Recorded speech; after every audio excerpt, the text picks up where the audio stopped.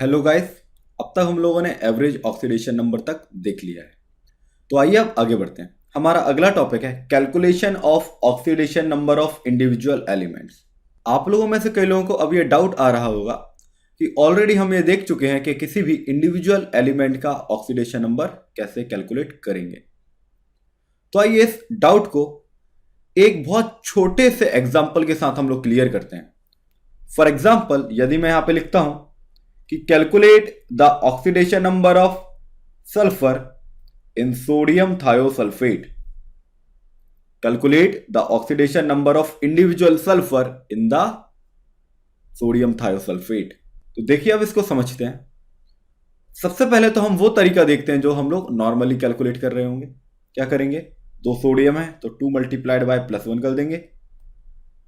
Sulphur का यदि oxidation number हम लोग x मान लें तो this will be equal to 2 multiplied by x, plus oxygen का -2 होता है तो this will be 3 multiplied by -2 and total charge should be equal to 0।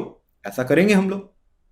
अब देखिए जरा यहां से क्या आया, 2 + 2x -6 equal to 0, therefore x equal to +4 by 2 which is equal to +2। तो हम लोग क्या बोल देंगे इसको कि the oxidation number of sulphur is +2। लेकिन ध्यान रखिए, मैंने आपको पिछले लेक्चर में क्लियरली बताया है कि इस मेथड से जो भी हमारा ऑक्सीडेशन नंबर आता है that is average oxidation number, not the oxidation number of individual elements. मैंने ये आपको ऑलरेडी क्लियर किया हुआ है। फॉर एग्जाम्पल, हम लोगों ने Fe3O4 वाला एग्जाम्पल लिया था जिसमें ऑक्सीडेशन नंबर का वैल्यू +8/3 आ रहा था, और हमने देखा था कि oxidation number of individual element can not be equal to a fractional value, therefore it must be a average oxidation number. तो आइए अब इसको आगे बढ़ाते हैं और समझते हैं कि यदि एवरेज ऑक्सीडेशन नंबर हम लोगों का यदि +2 है तो इंडिविजुअल ऑक्सीडेशन नंबर क्या होगा। तो सबसे पहले तो हमें उसके लिए इसके फिगर का या इसके स्ट्रक्चर का आइडिया होना चाहिए कि सोडियम थायोसल्फेट का स्ट्रक्चर कैसा बनता है। तो सोडियम थायोसल्फेट कैसे बनेगा, सबसे पहले हम ये समझते हैं। तो आप लोग ध्यान रखिए, कभी भी यदि किसी सल्फेट आयन में या कभी भी किसी 8 आयन में, मतलब आयन के नाम के आगे 8 लग रहा हो जैसे नाइट्रेट, सल्फेट, कार्बोनेट, यदि ऐसे केस में एक ऑक्सीजन जो है if that is replaced by 1 sulphur, तब नाम के आगे थायो लग जाता है। फॉर एग्जाम्पल देखिए यहां पे मैंने क्या किया, एक ऑक्सीजन कम किया और एक सल्फर ऐड किया। सो यदि अब ये नाम यदि मेरा सल्फेट आयन था, सल्फेट आयन, तो अब नया नाम क्या बनेगा, this will B thiosulphate ion. क्या हो जाएगा, ये थायोसल्फेट आयन, ऐसा हमारा नया नाम बनेगा। तो अब ये स्ट्रक्चर बनाना आपको काफी आसान हो जाएगा यदि आपको ये रिएक्शन ध्यान है तो। कैसे, देखो, तो हम लोग को मालूम है कि सल्फेट का जो स्ट्रक्चर है वो कुछ इस तरह से आया हुआ। सल्फेट आयन जो है वो इस तरीके से बनता है। तो अब इस केस में करना क्या है, हमें करना यह है कि एक ऑक्सीजन को एक सल्फर से रिप्लेस कर देना है। तो देखिए स्ट्रक्चर अब कुछ इस तरीके से आने वाला है। So this is the structure of sulphate ion and this is the structure of thiosulphate ion. तो यदि अब हम लोग मतलब बात करें कि what will be the structure of sodium thiosulphate, so it is very much easy for you. आइए देखते हैं कि कैसा बनेगा। तो जैसा कि मैंने आप लोगों को बोला कि अब हम लोग सोडियम थायोसल्फेट का स्ट्रक्चर देखने वाले हैं, तो आइए समझते हैं कैसा बन रहा होगा। Na ऐड हो जाएगा इस बार हाइड्रोजन की जगह, क्योंकि वो सल्फ्यूरिक एसिड था और ये सल्फेट आयन से सोडियम सल्फेट बनाया हम लोगों ने। So it will be something like this. तो अब यहां पे जो हम ऑक्सीडेशन नंबर कैलकुलेट करेंगे उसका मेथड आप लोगों को काफी क्लियर है। आपको मालूम है ऑक्सीजन और सोडियम में ज्यादा इलेक्ट्रोनेगेटिव ऑक्सीजन है तो इस पे -1 चार्ज आ रहा होगा, सोडियम पे +1 आ रहा होगा। सिमिलरली यहां पे सोडियम पे +1 आएगा और इस ऑक्सीजन पे -1 आएगा। यदि हम लोग सल्फर और ऑक्सीजन के बॉन्ड के बीच में बात करें तो oxygen is more electronegative, second सबसे बड़ा गुंडा, तो डेफिनेटली ऑक्सीजन पे -1 हो जाएगा और सल्फर पे +1 हो जाएगा। सिमिलरली इस वाले बॉन्ड के कारण बात करेंगे तो ऑक्सीजन पे -1 और सल्फर पे +1। अब यदि सल्फर और डबल बॉन्ड ऑक्सीजन की बात करेंगे तो ऑक्सीजन पे -2 और सल्फर पे +2 हो जाएगा। यहां तक हमें कोई भी प्रॉब्लम नहीं है। तो अब हमें यह देखना है कि ये दोनों सल्फर के बीच में जो बॉन्ड बन रहे हैं इनके कारण चार्ज क्या आएगा एक दूसरे पे। तो अब यहां से हम लोगों का हाइब्रिडाइजेशन का कंसेप्ट चालू हो जाता है। आइए समझते हैं। कभी भी कोई कोवलेंट बॉन्ड बन रहा होता है किसी कंपाउंड के अंदर, तो हम लोग करते क्या है, इस केस में हम लोगों को सबसे ज्यादा ध्यान एक बात का रखना होता है, डेट इज कि यदि मान लीजिए दो एलिमेंट के बीच में बॉन्ड बन रहा है A and B, and A is more electronegative, A is more electronegative then A will have -1, B will have +1। यदि इस केस में ए डबल बॉन्ड बी हो जाए तो ए के ऊपर -2 आ जाता है और बी के ऊपर +2 आ जाता है। ट्रिपल बॉन्ड हो जाएगा तो it will be something like this, इसके ऊपर +3 और ए के ऊपर -3। तो ये तो है हमारा डिफरेंट एलिमेंट के लिए।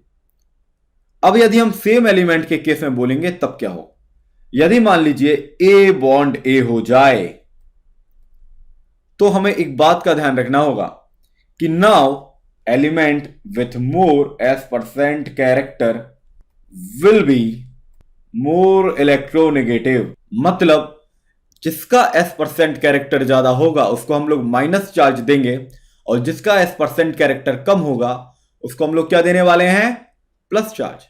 तो देखिए एक बात का ध्यान रखिएगा आप लोग कि जो परसेंट कैरेक्टर वाला कंसेप्ट हम लगाने वाले हैं, that is going to be used only when the bond is between the same elements and it is covalent bond। अब आप देखिए कि S% कैरेक्टर हम लोग कैसे निकालेंगे। तो देखिए हाइब्रिडाइजेशन का आप लोगों को आइडिया दे दिया गया होगा, और यदि आप लोगों को मान लीजिए हाइब्रिडाइजेशन का आइडिया नहीं है तो आप बस अभी 2-3 पॉइंट्स को ध्यान रखिए कि हमारा ऑक्सीडेशन नंबर कैलकुलेट हो जाया करे। हम लोग हाइब्रिडाइजेशन जो है वो केमिकल बॉन्डिंग में काफी अच्छे से देखेंगे। तो हाइब्रिडाइजेशन कभी भी स्टेरिक नंबर से कैलकुलेट किया जाता है। Steric number is sum of number of lone pairs plus number of sigma bonds. तो अब आप समझिए लोन पेयर और सिग्मा बॉन्ड होते क्या हैं। सिग्मा बॉन्ड, पाई बॉन्ड या डेल्टा बॉन्ड, ये जितने भी टाइप के बॉन्ड हैं ये सारे हम लोग केमिकल बॉन्डिंग में काफी डिटेल में पढ़ेंगे। आप अभी केवल एक बात का ध्यान रखिए, यदि कभी भी दो एलिमेंट्स के बीच में, दो एटम्स के बीच में हमारा एक सिंगल बॉन्ड बन रहा है तो it is sigma bond. Double bond भी यदि हमारा बन रहा है तो एक सिग्मा होगा और एक पाई हो जाएगा, और यदि ट्रिपल बॉन्ड बन रहा है उस केस में एक सिग्मा हो जाएगा और दो पाई हो जाएंगे, दो पाई बॉन्ड हो जाएंगे और एक सिग्मा बॉन्ड हो जाएंगे। मतलब आपको कभी भी number of sigma bond calculate करने हैं to calculate the steric number, आपको कंफ्यूज नहीं होना है। सिंगल बॉन्ड है तो 1 कैलकुलेट कर लो, डबल बॉन्ड है तो भी 1 ले लो, ट्रिपल बॉन्ड है तो भी 1 ले लो। Number 2, what is the lone pairs? Lone pair is that pair of electron which does not participate in the bond formation process। क्या होते हैं हमारे ऐसे इलेक्ट्रॉन्स जो बॉन्ड फॉर्मेशन प्रोसेस में पार्टिसिपेट नहीं करते हैं। फॉर एग्जाम्पल यदि हम लोग सल्फर की बात करें तो सल्फर के पास हमें मालूम है कि 6 इलेक्ट्रॉन्स होते हैं, लेकिन केवल 2 इलेक्ट्रॉन्स नहीं, आप देखिए यहाँ पे ये बॉन्ड बनाया है, बाकी 4 इलेक्ट्रॉन्स हमारे बॉन्ड फॉर्मेशन में पार्टिसिपेट नहीं कर रहे हैं। So these 2 electrons will be collectively known as one lone pair। तो यहां पे टोटल ऐसे 2 लोन पेयर हो जाएंगे, इसको ध्यान रखिए। तो देखिए हमें स्टेरिक नंबर कैलकुलेट करना होता है, तो यदि स्टेरिक नंबर का वैल्यू 2 आ जाए तो हम लोग बोलते हैं sp हाइब्रिडाइजेशन।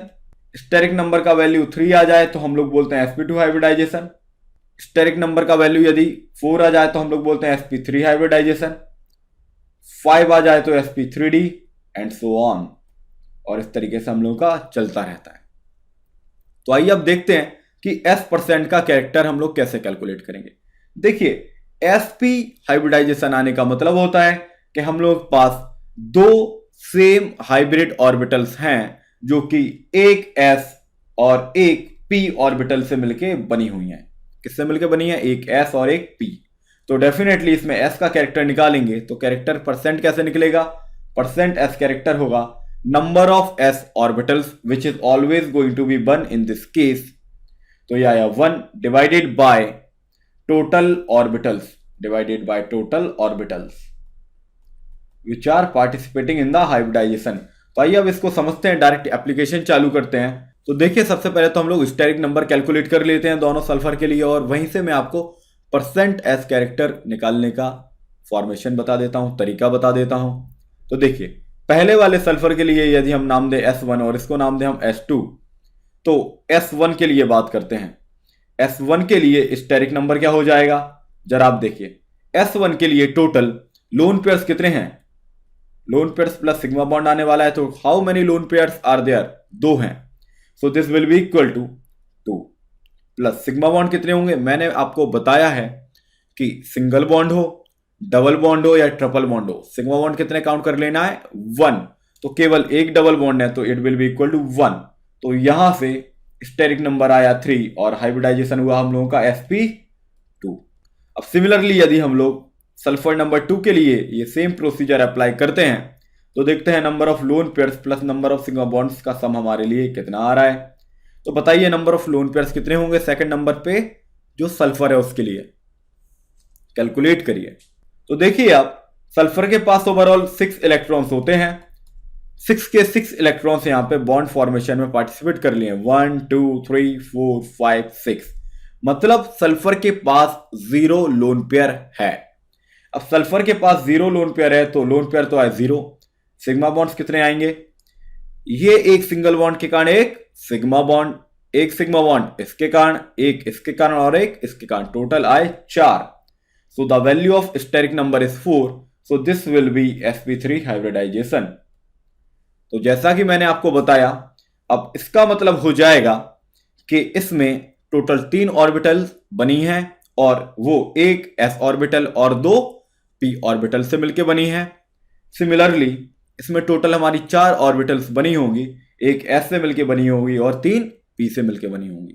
तो हाइब्रिडाइजेशन का जो भी एग्जैक्ट फंडामेंटल है वो मैं आपसे केमिकल बॉन्डिंग में डिस्कस करूंगा। अभी केवल हमें स्टेरिक नंबर कैसे कैलकुलेट करना है और परसेंट एस कैरेक्टर कैसे कैलकुलेट करना है, केवल आप इस पे ध्यान दीजिए। तो देखिए अब आगे बढ़ते हैं। परसेंट कैरेक्टर, यदि मान लीजिए हमें किसी भी पर्टिकुलर टाइप की ऑर्बिटल्स निकालनी होंगी तो हम टोटल उनका नंबर रख देंगे divided by total number of orbitals रख देंगे। For example percent S character, इसका मतलब हो जाएगा नंबर ऑफ एस ऑर्बिटल्स। ये एस और ऑर्बिटल्स काफी पास में हो गए तो इसको ऑर्बिटल्स मत पढ़ लेना आप लोग, क्योंकि टैलेंट की कमी बिल्कुल भी नहीं है आपके अंदर, गलतियां ढूंढ ढूंढ के करते हैं। तो percent S character equal to number of S orbitals divided by total orbitals, total orbitals. और हमें मालूम है कि जब भी हम लोग परसेंट कैलकुलेट करते हैं तो इसमें 100 से मल्टीप्लाई कर देते हैं।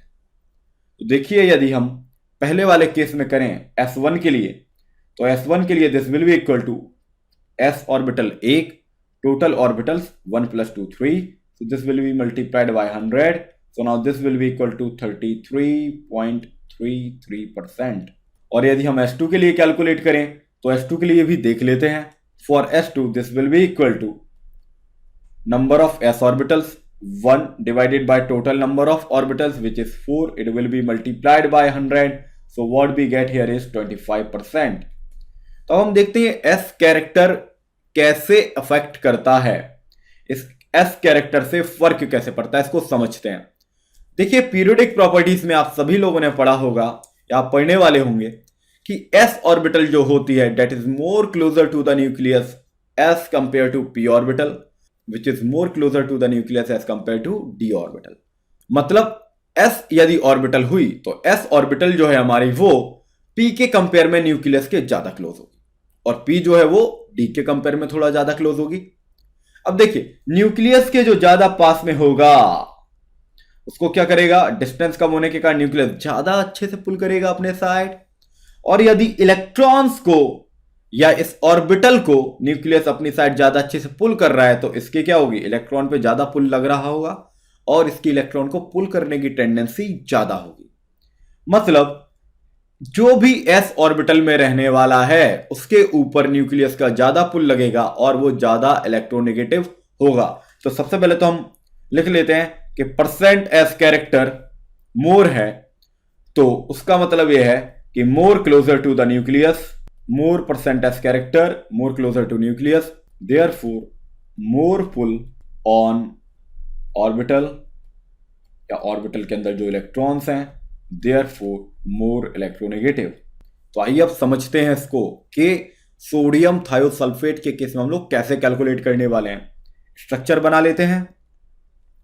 Sulphur, double bond oxygen, oxygen sodium, oxygen sodium.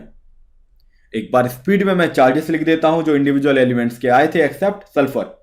तो इसके ऊपर +1 था, इसके ऊपर -2 आ रहा था due to this bond and this bond. इस ऑक्सीजन पे -2 था, इस पे +1 था, इस पे -2 था, और इस बॉन्ड के कारण इस पे +2 था, और ये सिंगल बॉन्ड के कारण ऑलरेडी एक +2 आ चुका था। तो अब हमें देखना है S1 और S2 के बीच में केस क्या बनेगा। तो इसका आया है sp2 हाइब्रिडाइजेशन और इसका आया है sp3 हाइब्रिडाइजेशन। तो बताइए परसेंट एस कैरेक्टर किसमें है? इसमें ज्यादा है। किसमें ज्यादा है? इसमें ज्यादा है, S1 में। S1 has more percent S character than S2, therefore S1 will be more electronegative. तो ये जो हमारा भाई है ये अपने भाई से ही इलेक्ट्रॉन छीन लेगा और ये बेचारा गरीब आदमी +2 दिखाने के लिए मजबूर हो जाएगा। तो देख लीजिए ओवरऑल इसके ऊपर कितना चार्ज आया? -2। तो S1 का ऑक्सीडेशन नंबर हो जाएगा हमारा -2। S2 का क्या हो जाएगा? +2 एंड +2। इस +2 से कंफ्यूज ना हो, ये जो नाम दिया था 1 एंड 2 ये वो वाला 2 है, ठीक है। ये है +2 एंड +2। तो S2 का ऑक्सीडेशन नंबर हो जाएगा हम लोगों का +6। और एवरेज ऑक्सीडेशन नंबर का फॉर्मूला मैं ऑलरेडी आपको बताया हूं, it is total charge divided by total ions. Total ions, तो देखिए टोटल चार्ज कितना हो जाएगा? +6 - 2 divided by total ions, this will be 2, so this will be equal to +4/2, this will be equal to +2, जो हम लोगों का नॉर्मल कैलकुलेशन से आया था। तो आप हमेशा ध्यान रखिए, अब कभी भी आपको इंडिविजुअल एलिमेंट्स का यदि ऑक्सीडेशन नंबर कैलकुलेट करने बोला जा रहा है तो आपको स्ट्रक्चर का आइडिया ले लेना है, और स्ट्रक्चर आपको काफी सिंपल दिए जाएंगे जो नॉर्मली पूछे जाते हैं। तो सबसे पहले तो आप स्ट्रक्चर बनाएं।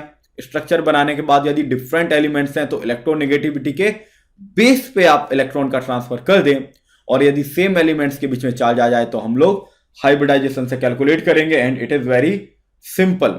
आई hope that all the things are clear to you till now.